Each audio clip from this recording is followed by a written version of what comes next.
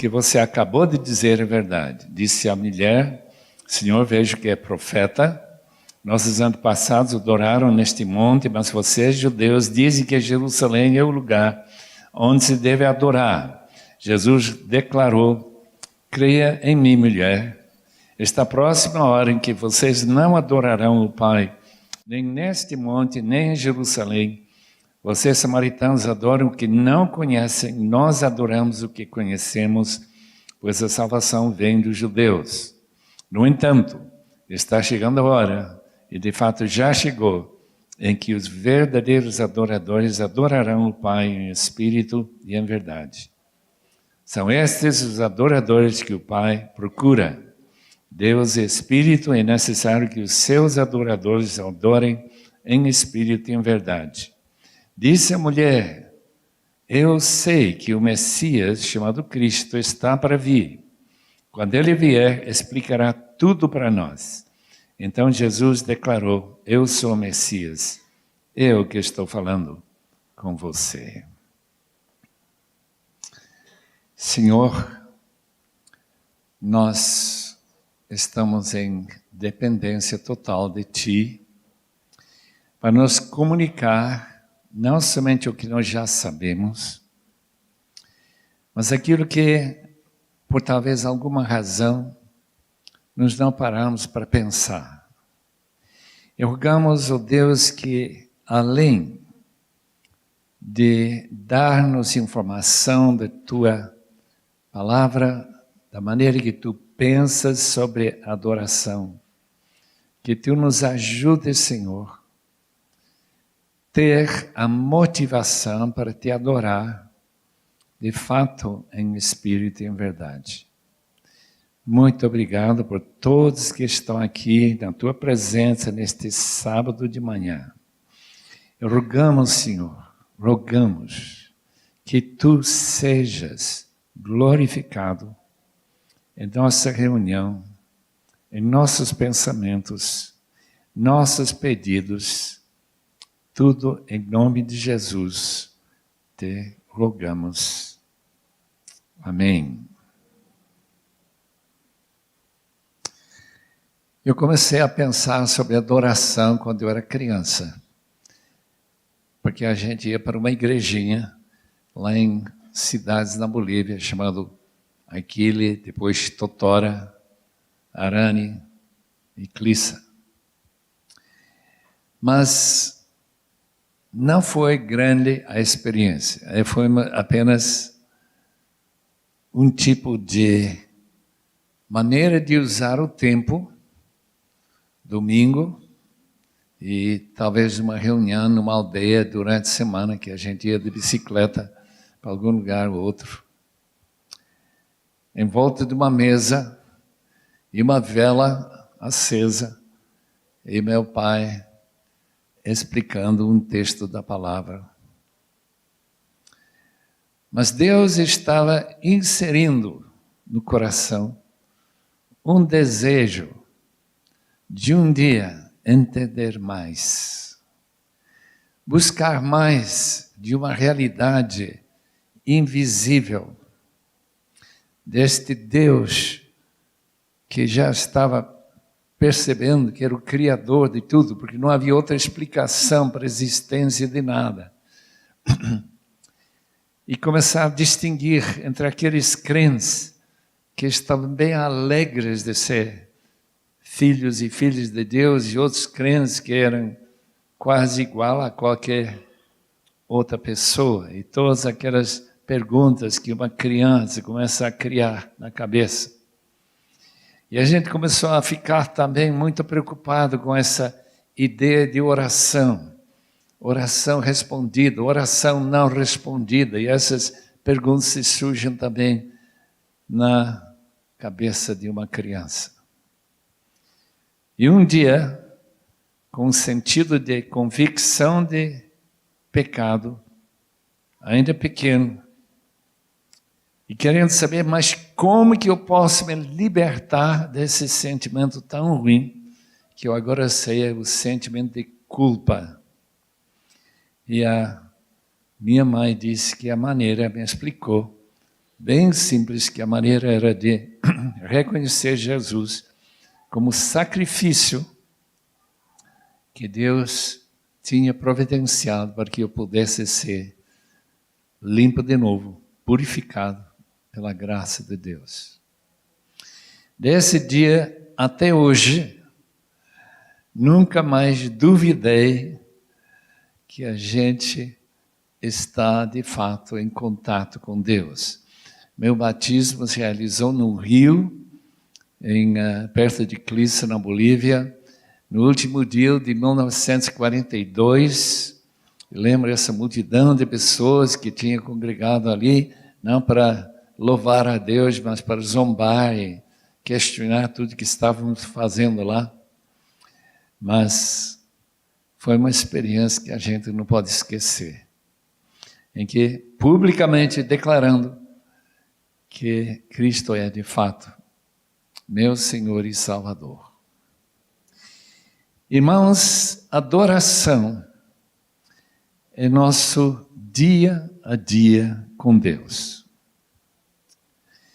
O texto que nós acabamos de ler deixa sumamente claro que todo o ritual do Antigo Testamento, que, como disse F.F. Bruce, é principalmente para nós decidir e entender que nós não podemos ficar próximos de um Deus santo como Ele. Que nós temos que ficar afastados. Que santidade é alguma coisa perigosa, é um fogo consumidor. É um perigo para nós. E esse sentimento de temor do Senhor é justamente esse elemento de que Deus é fogo. E que quando Isaías entra no templo, e o templo está cheio de fumaça, só que não é fumaça normal, é uma fumaça de um altar celestial. E o primeiro sentimento de Isaías: eu estou no lugar errado, mesmo sendo sacerdote, porque eu vivo com lábios impuros. Como Tiago, que nos adverte contra usar esses lábios, e a gente não escapa de usar os lábios erradamente. Por quê? Porque nossa mente é errada, tantas vezes. E ali, ele procurou essa purificação com esses brasas vivas do altar. E ele foi então enviado para missões, para falar para um povo rebelde, um povo que não queria ouvi-lo. O texto que nós lemos esta manhã tem algumas dicas sobre não somente a importância da adoração, mas a verdadeira natureza de adorar. Portanto, se os irmãos têm suas Bíblias abertas, espero que trouxeram, para poder examinar comigo e até marcar suas Bíblias em certos pontos chaves neste texto. Porque aqui temos o que Jesus tem a nos ensinar, como Ele, o representante, o apóstolo do Pai, para nós, o sacrifício, nosso sumo sacerdote, para Ele nos comunicar o que realmente é adorar. Em primeiro lugar, os irmãos notam, aqui tem uma pecadora que não tem nenhuma chance de entrar num templo, uma pessoa que não tem nenhum conhecimento de com quem ela fala, ela apenas está convicta que ela não tem boas razões para falar com uma pessoa. Ela não imaginava em conversar com ele. Não, ele que começa a conversar com ela. e faz um pedido tão simples: um pouco de água. Mas ela, lembrando das convenções da época, que samaritano e judeu simplesmente não se dão, e ela então está com esta grande dúvida: como é que um judeu, mesmo desconhecido, fala com uma mulher e fala com uma samaritana? Isso já nos leva a esse sentimento de pasma, que o Deus que criou este sol. Os irmãos perceberam que o sol está meio quente hoje? Os irmãos sabem que esse calor que está chegando do sol é uma milésima da fração do calor que está saindo desse bola de fogo, que está queimando, calculam, em torno de 200 mil bombas atômicas a cada segundo, e nesse último minuto foram nada menos de 12 milhões de bombas atômicas, suficiente para destruir todo o Brasil e talvez o mundo inteiro, em um minuto, e que essa energia foi colocada por nosso Deus, e que Ele mantém essa energia saindo não por segundos, mas nem minutos, nem horas, mas anos e séculos e milênios. E parece que vai continuar brilhando amanhã também. Aqui está o Criador falando com uma mulher samaritana. Em outras palavras, há uma incongruência, há um choque aqui que não se percebe. Exatamente como os irmãos que entraram nesse lugar, nesta manhã, e não perceberam que no meio invisível de nós está Deus, estão seus anjos, em festiva reunião. Quer dizer, adoração começa quando nós só começamos a perceber a importância e grandeza de nosso Deus. Começamos. Porque essa mulher ainda não tem nenhuma ideia com quem ela está falando. É como aquelas criancinhas que vêm para frente, pastor vai orar com eles, eles vão lá para as escolas, parece uma escola qualquer, só que estão tratando de outros assuntos. Eles não têm a ideia de quem é, com quem estão se tratando.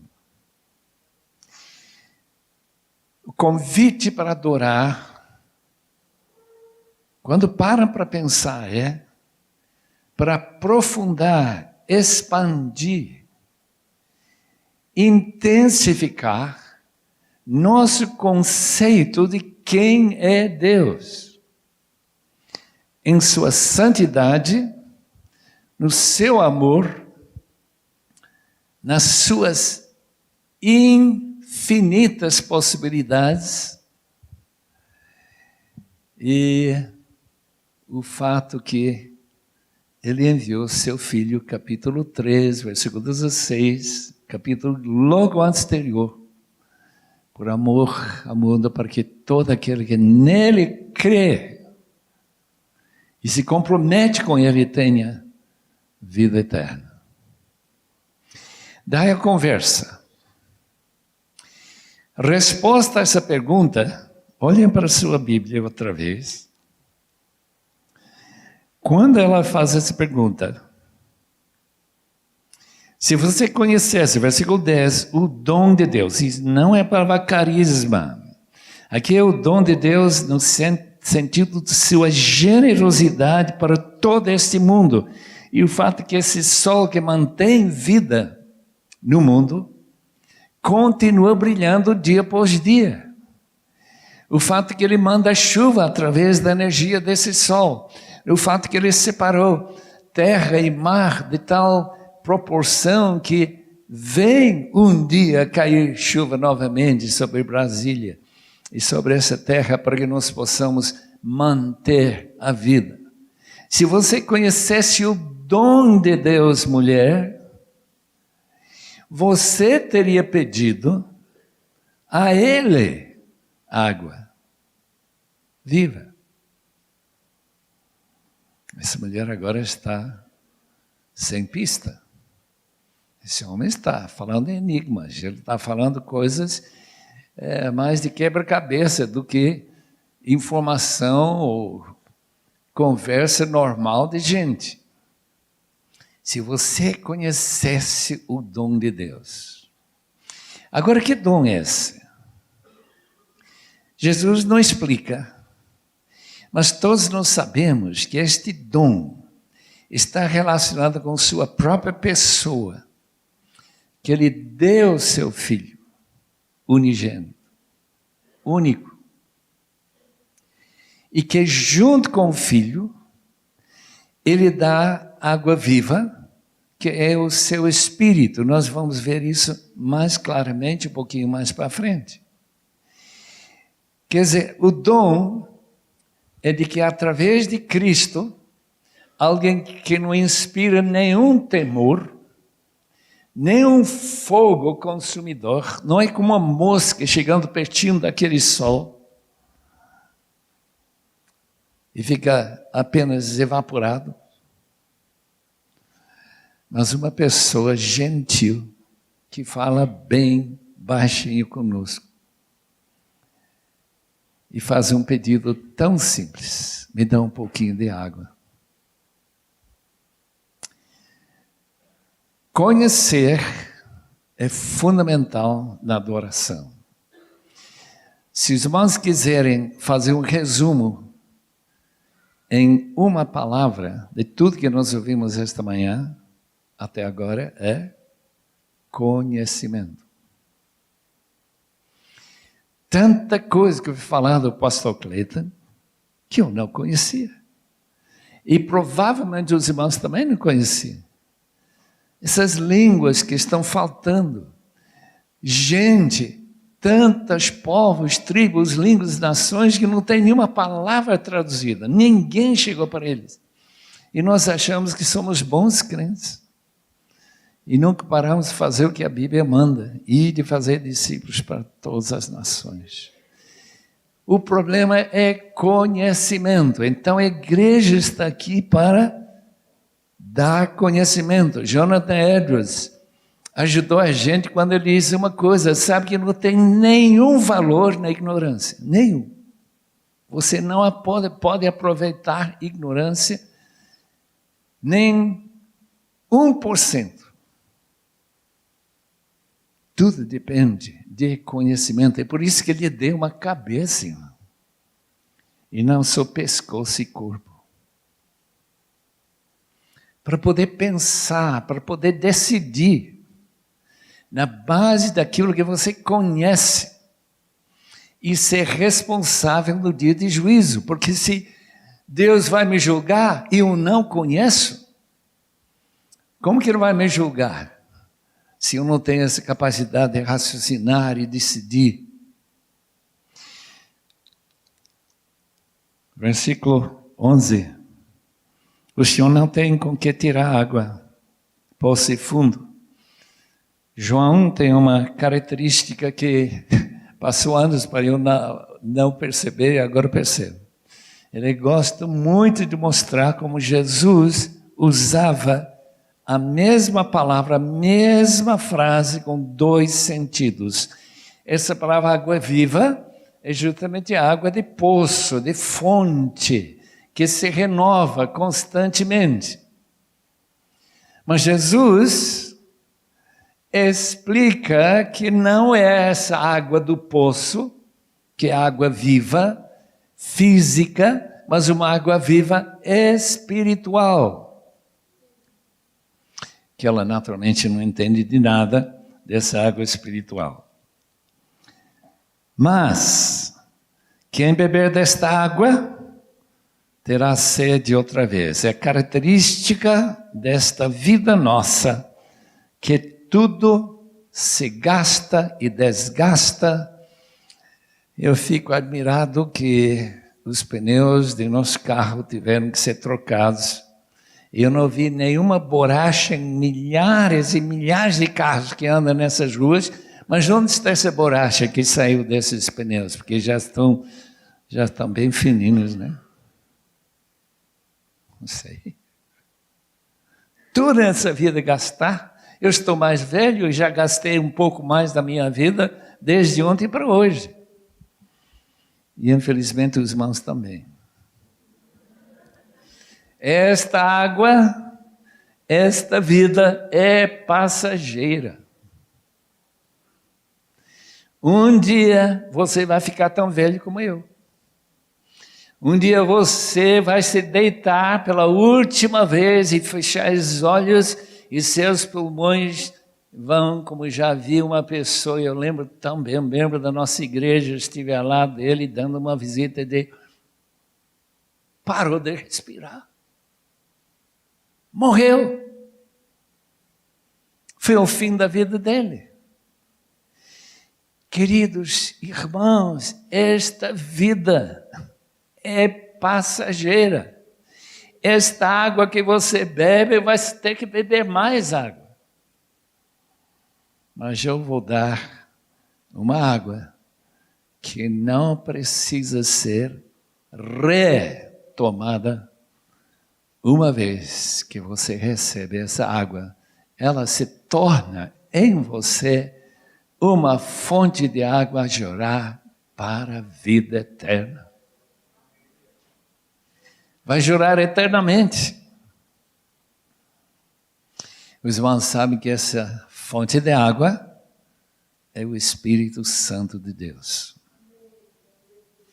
Nascer da água e do Espírito é nascer de modo que você se torne uma fonte, ou receba uma fonte que jorra para a vida eterna.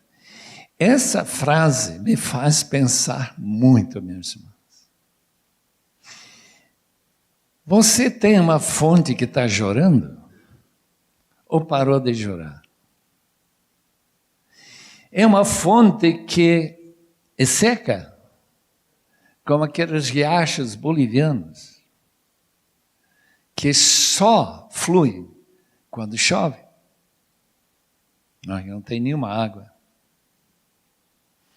Eu estava fascinado quando era criança, subir aqueles montes bolivianos, e de vez em quando a gente encontrava uma fonte de água, com uma aguinha cristalina saindo naquela terra tão seca e queimada como Brasília hoje.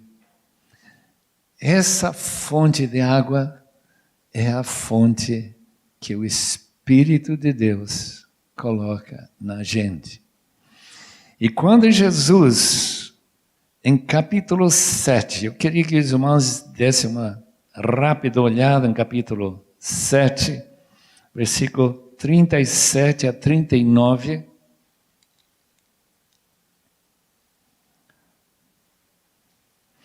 No último dia, esse é o dia da festa dos tabernáculos, Jesus levantou-se e disse em alta voz: se alguém tem sede, venha a mim e beba.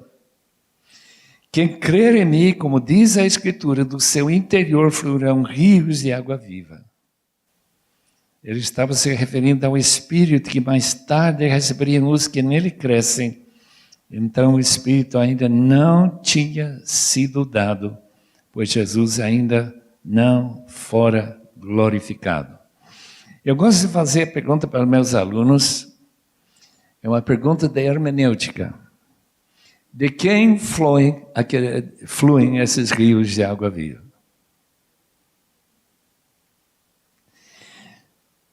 Quantos anos eu li esse texto, achando claro, são rios que fluem daquela pessoa que tem sede de Jesus, vai para ele, bebe dele, crê nele, e recebe essa fonte de água a jorrar para a vida eterna.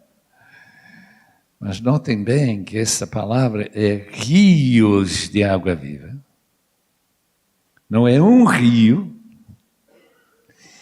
E que essa fonte é Jesus. Jesus é a fonte que traz rios de água viva. O rio Amazonas tem suprimento para todos os habitantes de Brasília, se eles quisessem buscar esta água e procurar e adorar.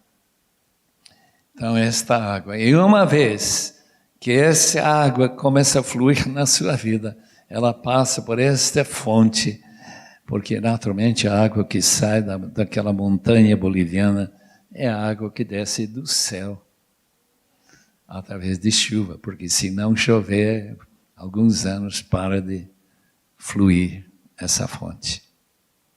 Chora por quê? Porque você tem constante sede de Jesus. Se os irmãos pararem para ler o texto sobre o Pai Nosso, os irmãos lembram que um pedido é que Deus nos dê o pão cotidiano.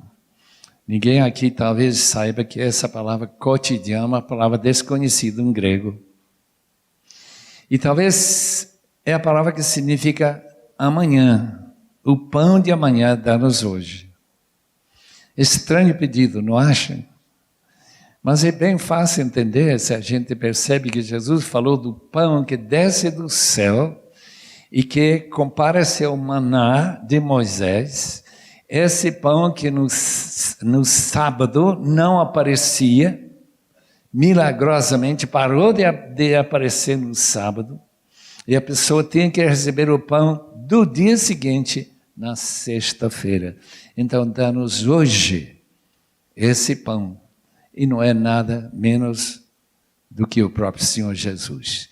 Então, o Espírito Santo, que para aqueles que têm sede, vão para Ele e busquem essa água, aqueles que busquem esse pão diariamente, em adoração verdadeira, meditação na palavra, oração genuína, você vai ser uma fonte, mesmo que não só enche um copo de água para alguma pessoa, e não seja um rio amazônico.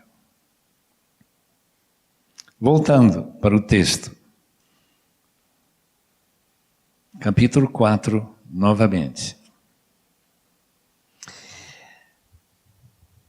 A mulher disse, versículo 15, Senhor, eu quero essa água.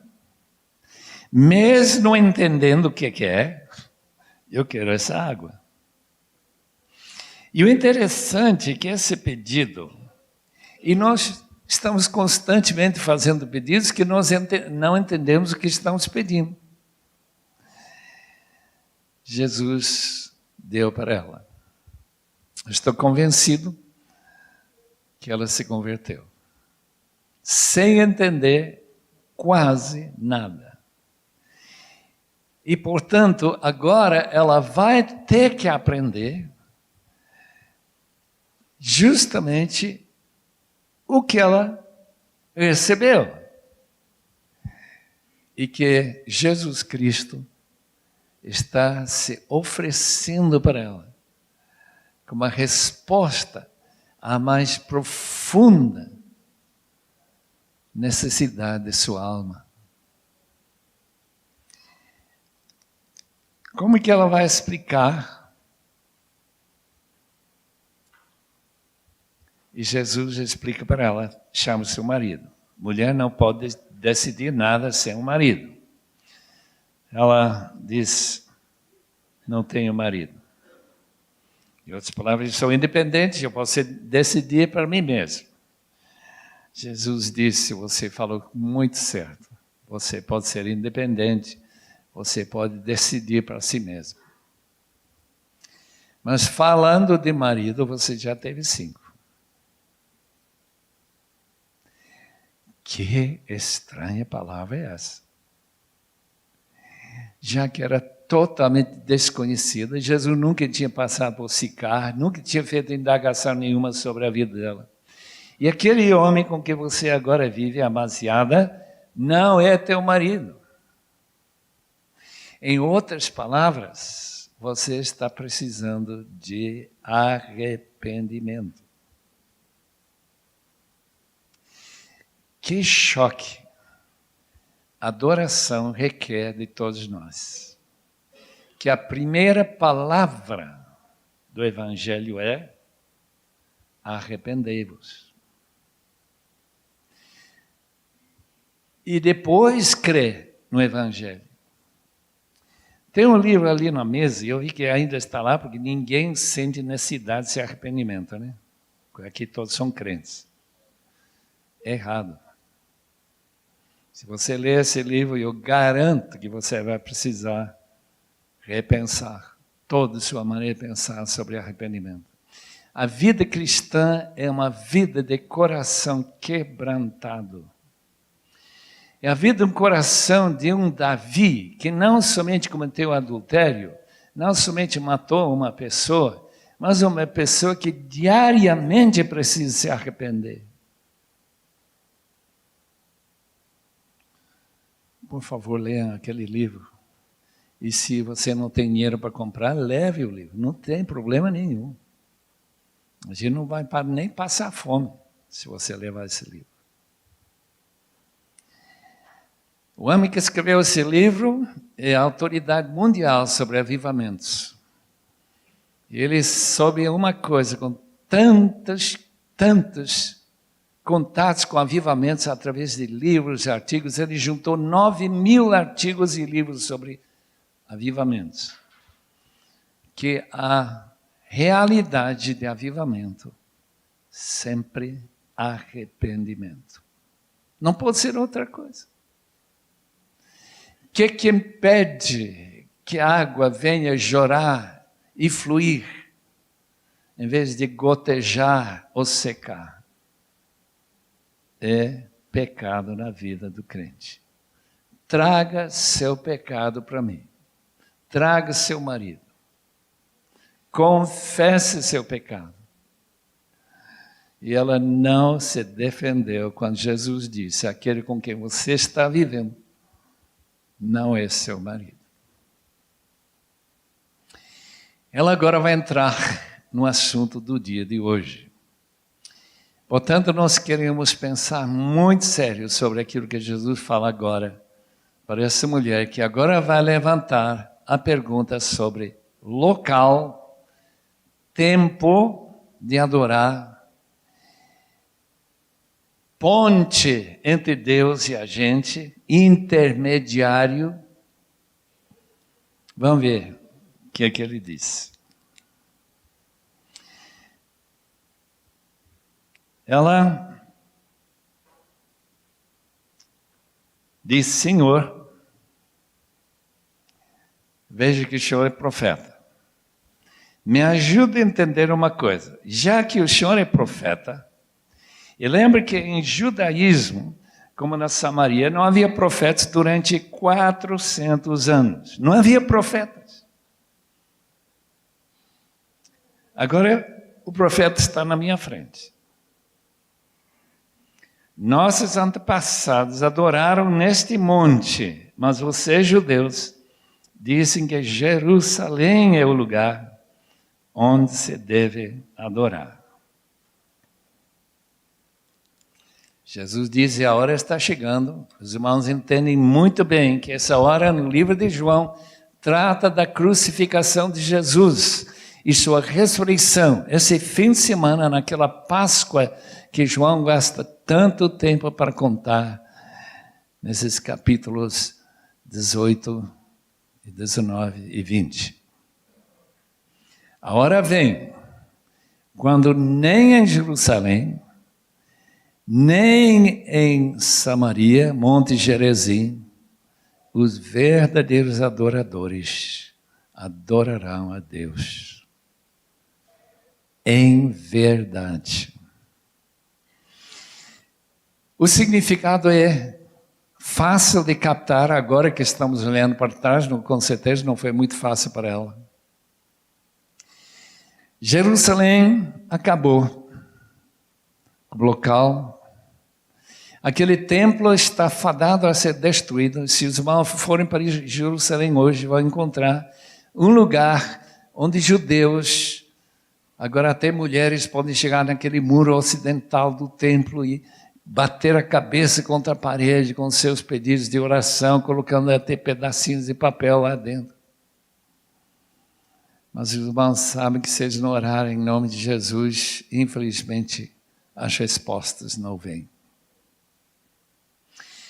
O templo não é mais em Jerusalém.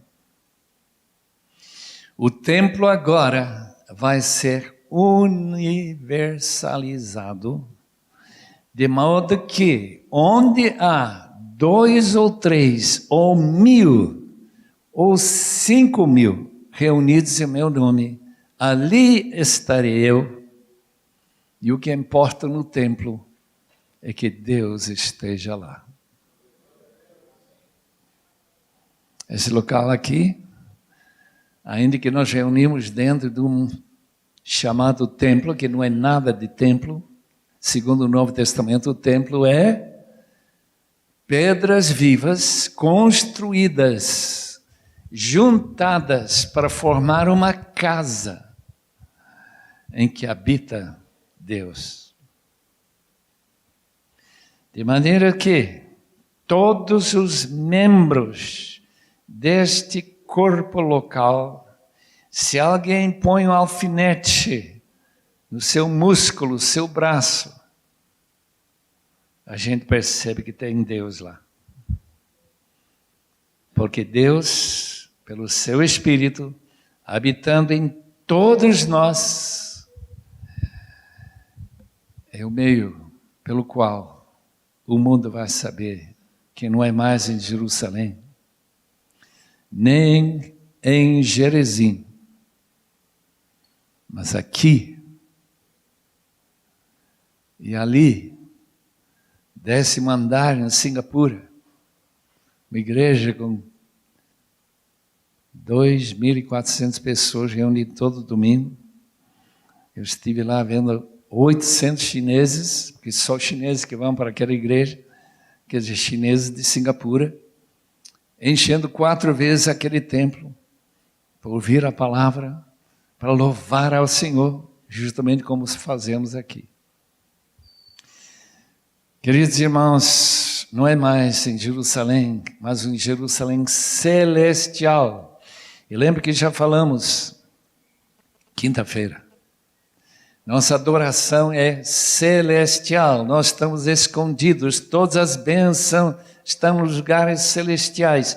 E quando nós reunimos em Cristo, pelo Espírito, nós somos arrebatados espiritualmente para encontrar com Jesus, escondidos com Ele, como diz Colossenses 3, versículo 3. Não é mais Jerusalém, glória a Deus. Tem muita gente aqui que nunca vai conhecer Jerusalém físico, mas Jerusalém celestial, cada vez que nos reunimos. Glória a Deus. Agora, temos um problema. Vejam bem no texto.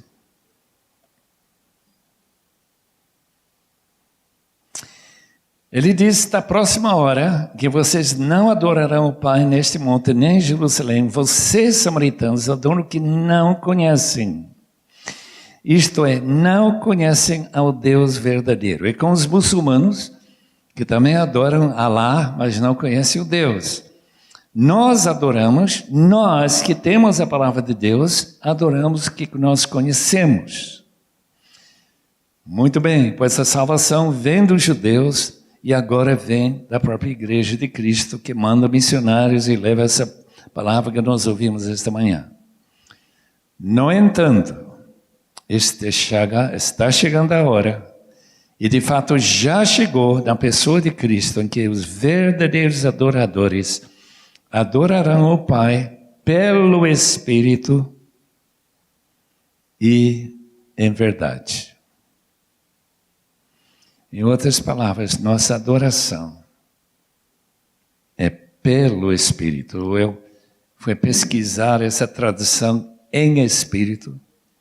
O problema é que a palavra em não está aí, e a gente tem que entender que exatamente o que Paulo diz em Filipenses capítulo 3, nós somos a verdadeira circuncisão, nós que adoramos a Deus pelo Espírito.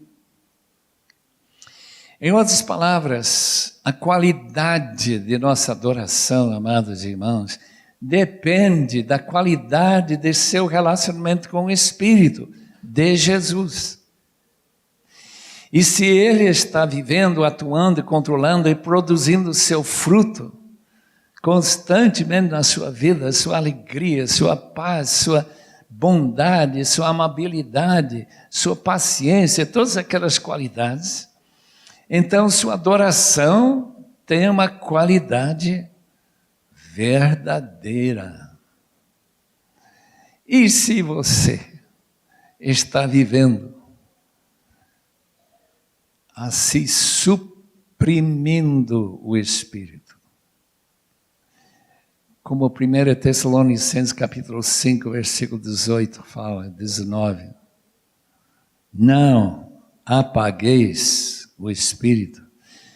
Efésios capítulo 4, 30. Não, mas não entristeçais o Espírito que está em vós.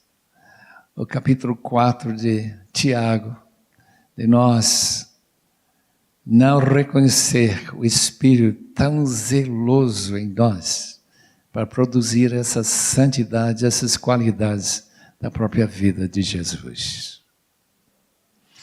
Portanto, quando Jesus fala para esta mulher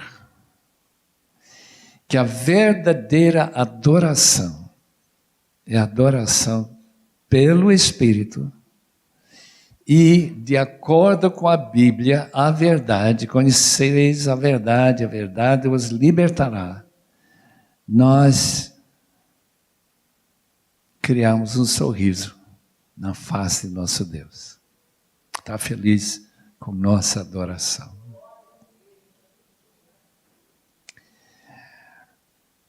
Há muito mais nesse texto, com certeza. Mas isso é suficiente para hoje. Os irmãos meditarem. Aquela mulher, mesmo que Jesus não tivesse morrido ainda, mesmo que ela não conhecia quase nada da sua vida, sua ressurreição, talvez ele explicou melhor para ela, que João não cita para nós. O fato é que essa mulher certamente se incluiu na igreja dos samaritanos, de Atos capítulo 8, quando nosso amigo Felipe chega lá e vai pregar o evangelho, e é um grande avivamento lá em Samaria. Amados irmãos, eu quero ver esta mulher um dia entender bem mais sobre os detalhes que aconteceu com o resto da sua vida, como que foi. Como também tantos outros personagens bíblicos que a gente quer encontrar. Mas para agora, a coisa é esta.